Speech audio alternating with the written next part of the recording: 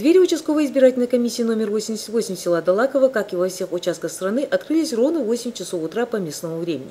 Судя по явке избирателей, можно с уверенностью сказать, к своим обязанностям организаторы выбора подошли со всей ответственностью. Мы такой поток людей не ожидали, явка у нас очень хорошая.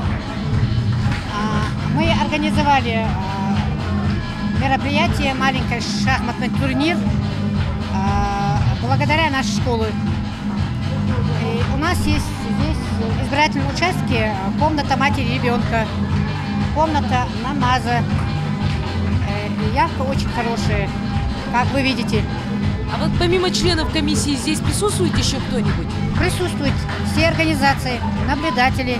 Раиса Манкиева, жительница села Далаково, уверена, сегодня сделать свой выбор – долг каждого гражданина страны. Я сегодня, как и все граждане нашей республики, пришла исполнить свой долг, проголосовать, выразить свое отношение к идущим выборам. Каждый должен сделать свой выбор. Это мое мнение. Отрадно среди избирателей видеть молодежь, что именно они не остались в стороне от такого важного события для нашей страны.